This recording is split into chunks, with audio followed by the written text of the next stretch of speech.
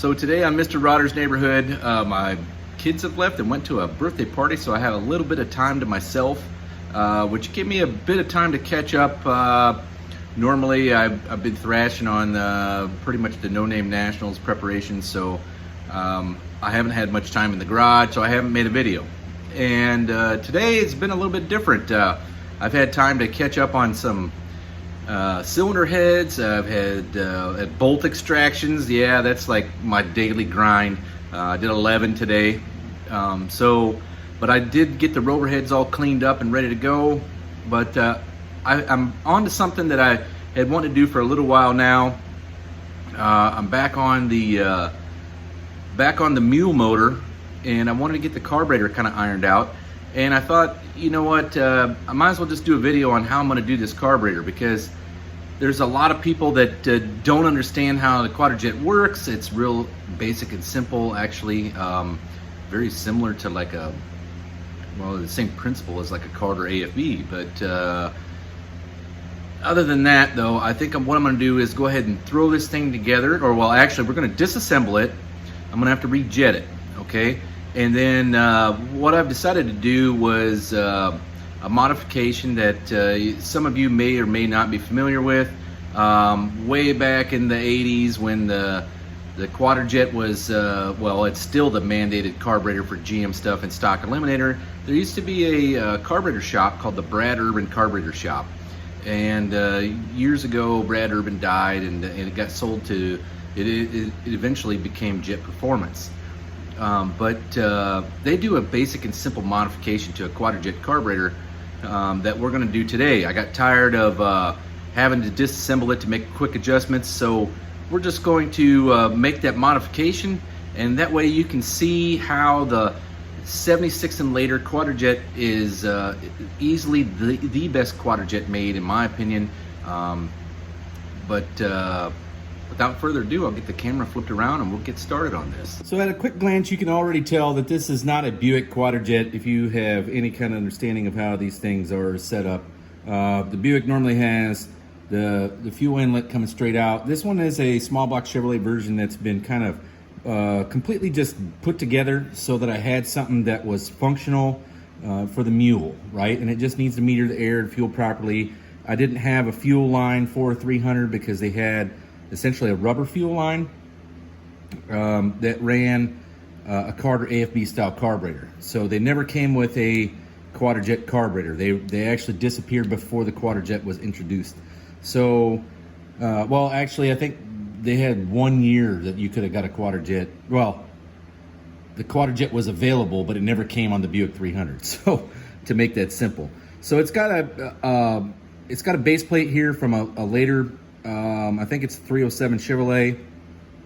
The main body's for a Chevrolet, or I'm sorry, this is 307 Oldsmobile. This is for a small block Chevrolet, probably a car application somewhere around, let's see, 75 to 78. Well, actually it's a 78. And then the air horn is for a 78 Buick 350. And we'll kind of go through why and where. But there's a few things that are a little bit different. Like, okay, so the accelerator pump, the rod here for it, I've had to drill out to use this later model style. It's actually a larger rod that runs it off of this later base plate. So I had to drill that out. Other than that, I mean, it kind of is just a piece together piece just for the dyno, or my start stand, however you want to look at it. But when I first put this together, it was inherently rich. When I revved it up, it would blow smoke out of it when you like gray, black, or tan smoke when you revved it up. So it was fairly close in calibration, just a little bit fat. So what I did was I kind of went through it. I jetted it down from a 73 jet to a 70 jet, and then I adjusted the adjustable part throttle, which is here under the air horn, and kind of just threw it back on there and see what happened. Well, some of the idling characteristics got a little bit better, and then but it was kind of lean at that point. So I'm going to go back into it. We're going to fatten it up a little bit, and I'm going to show you the basics. We're going to modify this carburetor to be like the Jet Performance style, where we take this pressed in aluminum plug out, we tap it with a 3/8 pipe tap, and then we put a plug in it, right? So we can actually adjust the adjustable part throttle without having to take the air horn off again. That's something that I just find it's a lot easier to do it that way, and especially when you're trying to work with a calibration that you don't know really what it is. You just try to get it in the ballpark and then see what your adjustable part throttle can make work drivability wise. I mean, you can always get it in the ballpark and start from there and then adjust things, but it never works out exactly how you had planned, because especially on these older engines, like the 400 Buick that I have in the Suburban, it came with a Quadrajet, but it never came with 8.5 to 1 compression and then an RV cam. So it's a little bit different, same as this 300. The 300 never came with the Quadrajet, so there is no idea of what the basic calibration would be for it. So I kind of just ballparked it based off the Buick 350. So we'll jump into this, dude. So first thing the first thing I always do is the accelerator pump rod here has a pin in it, and that pin, a lot of people seem to try to work it out this way. Well, I found it's easier just to knock it back in and leave about 1/8 of an inch so that you can get a screwdriver on it and push it back in once you line it all up.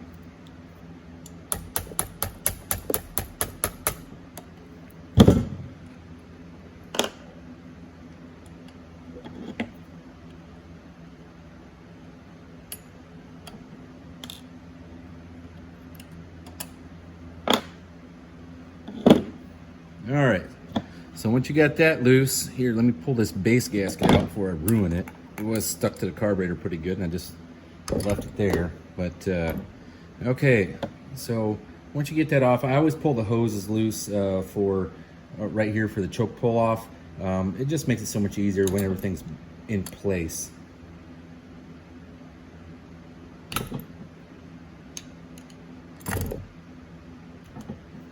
Okay. And I take the choke pull off of there.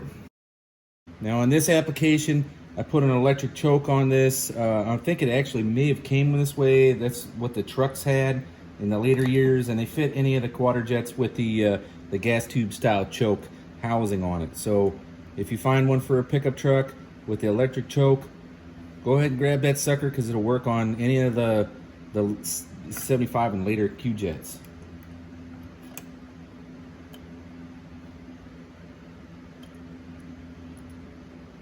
All right, next I always take off the choke.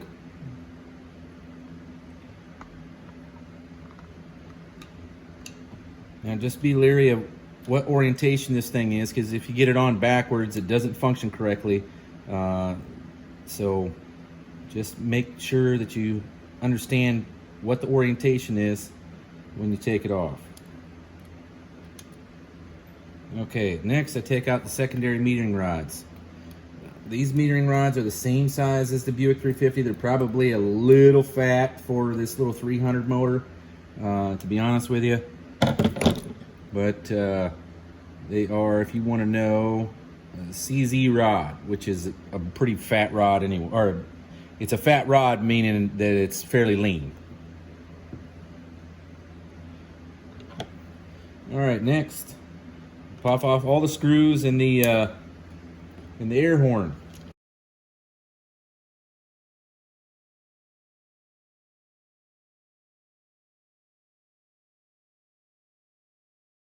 Keep your screws somewhat in order. I mean, I've done this a million times, so I can kind of identify them just by looking at them.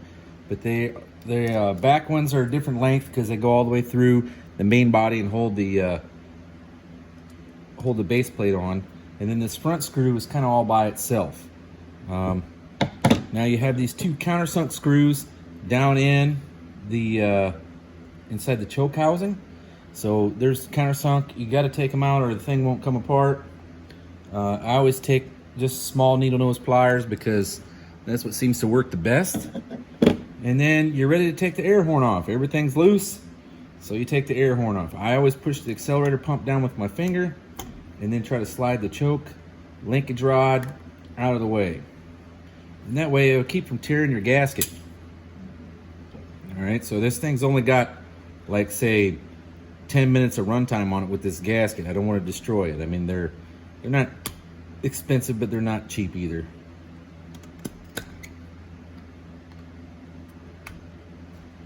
All right, so once you get the accelerator pump out, which goes back in your accelerator pump hole here, the easy thing to do is I always pop the gasket around the dowel so that the gasket will come off easy. There's a way to slide this around. It's already cut to slide around for installation.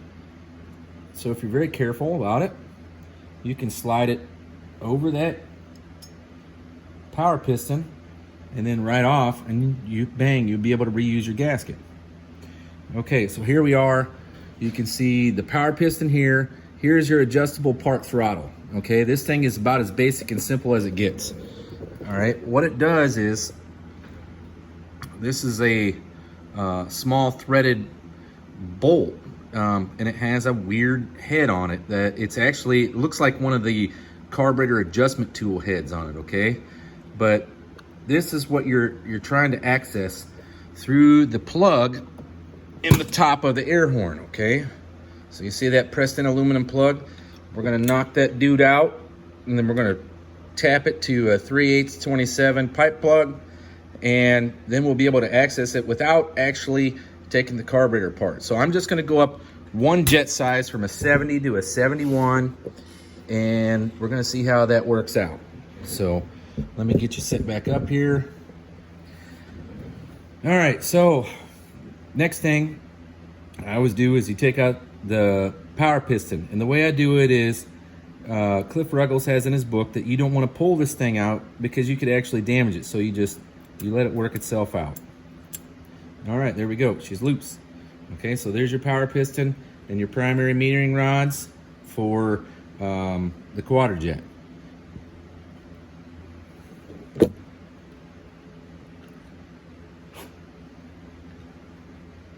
Okay, next, just take the float needle out, and then we will reinstall it. We don't have any reason to adjust that. But I'm going to pull these 70 jets out because they're a little bit too lean.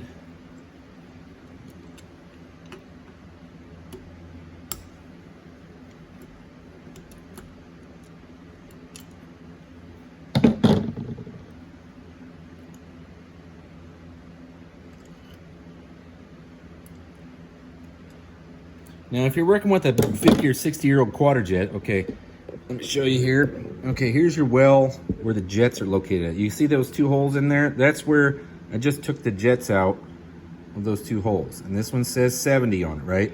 Now, you see how clean and shiny and brass looking this jet is? That's because it's new. When you're working with like a 50 or 60-year-old Quadrajet, as the metering rod up here moves up and down in that jet, it will eventually wear that jet to where it's a larger diameter. So I always try to buy new jets depending on what I'm wanting to use it on. But this thing, I mean, as you can tell, it's not super duper clean. I mean, it was just really just a carb cleaner rebuild with some brushes, and that's about it, right? Nothing more extravagant than that. Let me get you set back up and you can see what's going on here. All right. So next is a QJet aficionado. All right.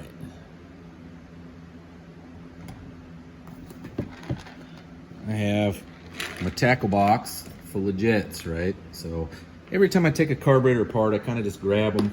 And then if I find the ones that I use the most, those are the ones that I actually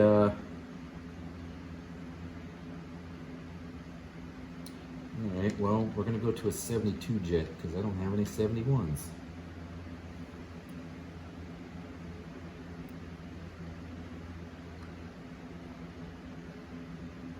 I thought I did, but I'm wrong.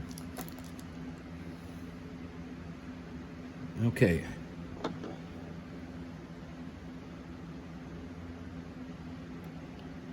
All right, so I just grab hold of them with my small needle nose, drop them down in the hole, and then you tighten them up.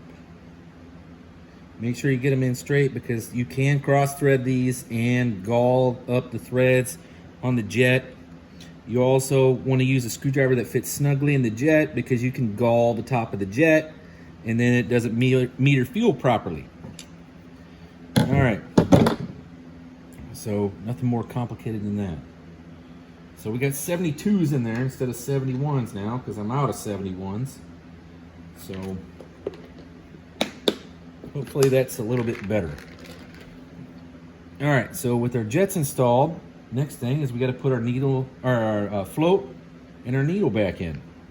So the correct orientation for the float and the needle needs to be essentially hanging off this little nub.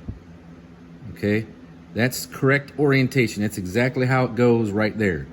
So getting it in is a little bit different of a story, because it never works out easy. It's never straight, and you never have the pin in the right place to begin with. Well, okay, there we go. So I dropped it in that easy and simple. All right, next is this little doodad here. I don't even know what you call that. Filler piece. All right, and remember, our spring is still in here under the power piston. I never took it out. So we'll just drop metering rods and the power piston back in its hole. Go your home, ball.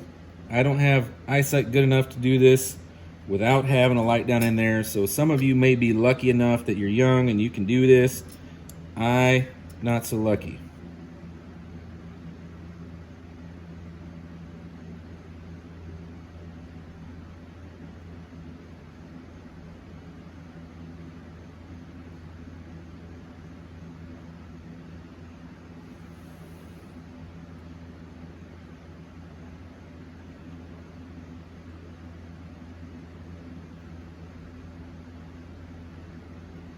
All right, so I found the best way to do this. Let me hold this down here real quick.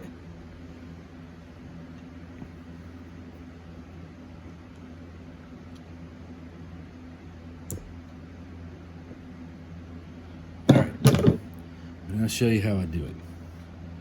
All right, so I put the flashlight up there like so, and then if you look, let's see if I can zoom it in enough, or get the camera in the right place. Okay, you can see through this hole right here. This hole right here was meant for a 75 carburetor that actually had another metering rod in here and moved up and down, adjusting fuel, kind of like the adjustable part throttle. Okay, I believe that's probably what it was, but you can look down in that hole and you can see the metering rod down in that 72 jet. All right. So that's kind of what I do, is I look through this here.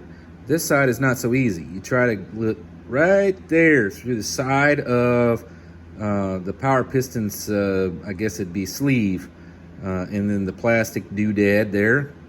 I don't know what that thing's called, so I'm just gonna call it a doodad. But you can see the metering rod down in the jet. And that's how you gotta look and get it angled. I've done this a gajillion times, so it took a while to get it figured out. But that's it for now. That's our carburetor somewhat put back together. We're going to modify the air horn. Okay, so let me set this off to the side.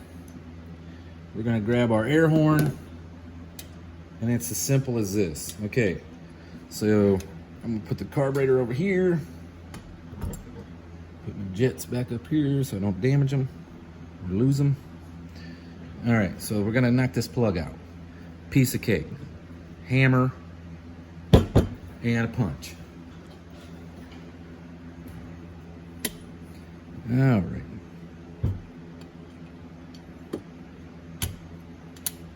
All right, you want to lay it so that you know you're not damaging something, right? Because you're going to give this thing a couple solid whacks. All right, so there it is. The plug is out. This used to be like a couple $100 modification from Jet. So there's your plug, right? Aluminum pressed in plug. Here is the air horn, okay? And it's actually drilled to the proper size for you to put that 1/8 inch 27 pipe tap in there. And that's what we're gonna do next. Okay, so this is aluminum. It should go in there pretty easy and fast, and it normally does. Now you don't have to go all the way down, because all you got to do is take it to where the pipe plug is actually recessed. That's it. That's all you're shooting for. And we take it down a couple more times, clean everything up, and then voila, instant performance adjustment. Now you don't have to worry, because there is no fuel in this. Like, well, there is fuel in the carburetor, but not where the power piston is at. That's actually vacuum. Okay, so now we got a few boogers here on the top. I'm gonna go ahead and clean those off with a file real quick, and I'll be right back. So now that's it. Now, instead of using air, I normally use vacuum to clean all this stuff up. So we'll get this cleaned up, plus this, and then we'll reassemble the carburetor. All right, so first things first, put your choke linkage rod, slide the cutouts over the power piston and the metering rods. Here we go. There you go. There's your two dowels and our accelerator pump. Push that dude down. All right, then I hold them in place. Here's the catchy one, the tricky part. Getting the top back on with that choke linkage rod there. I usually use all of my fingers.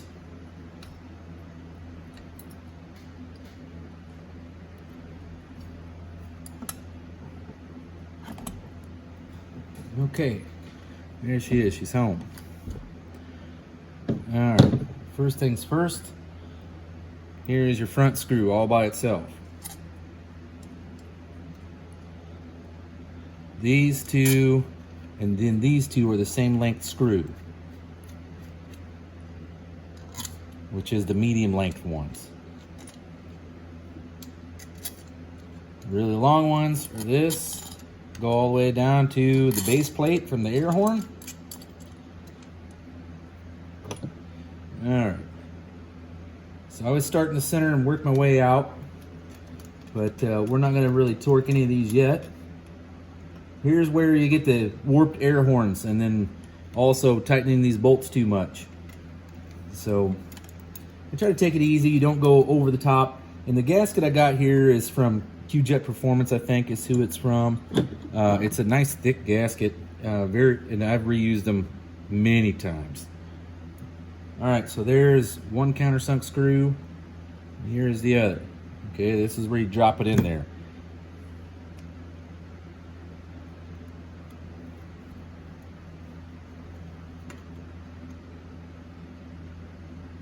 Okay, and we'll talk about something here in a second that I totally missed out on. I totally forgot to, I was planning on talking about it, and I just didn't.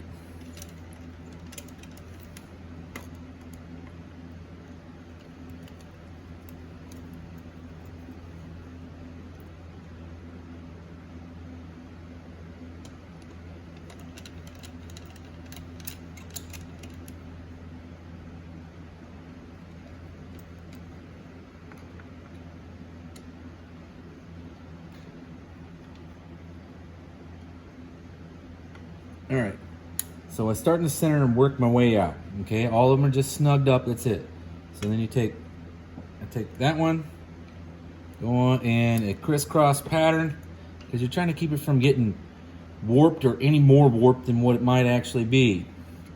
Because a warped air horn is probably the hardest thing to troubleshoot on a carburetor that I've found, because a lot of the time it doesn't make sense, the problems that you're seeing. And you never assume that it's the air horn being warped.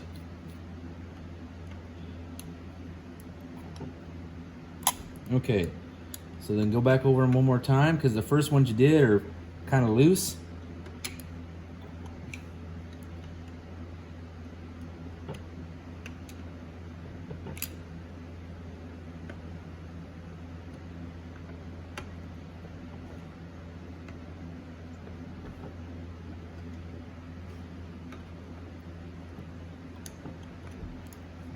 All right, coolness.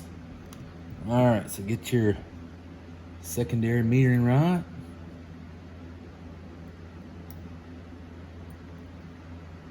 Drop them in the hole,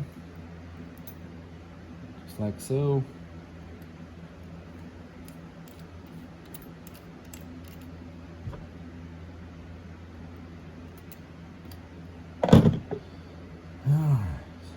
choke.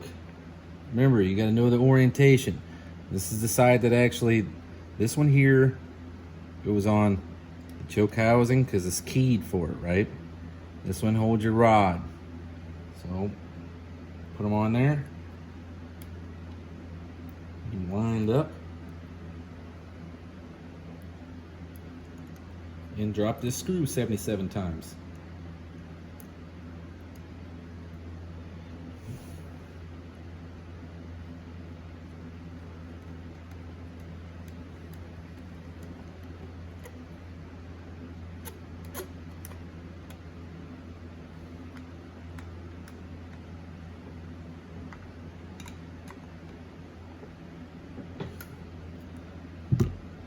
All right, choke pull off.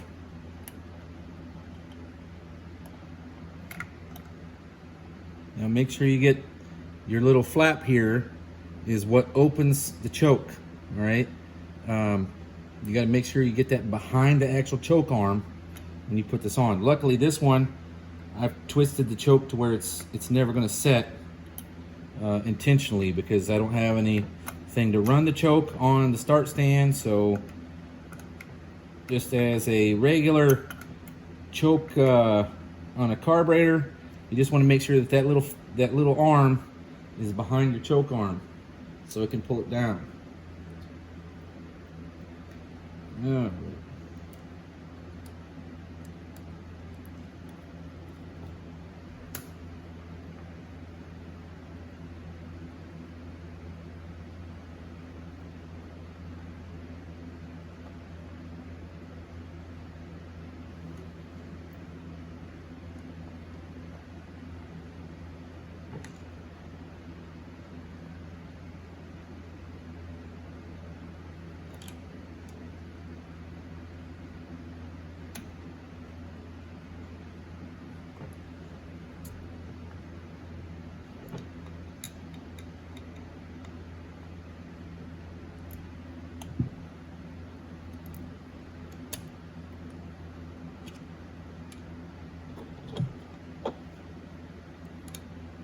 It's in the outer hole. Kind of slide it down into place.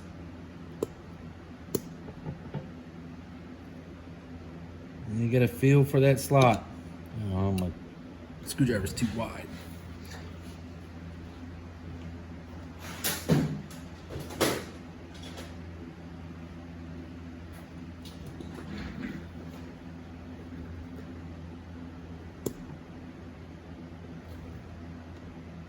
All right.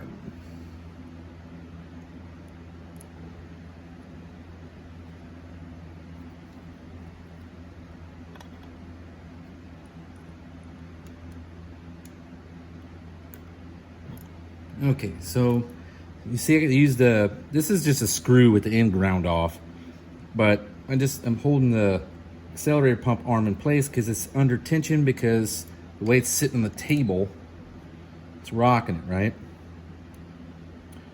This will allow me to get that little pin back in.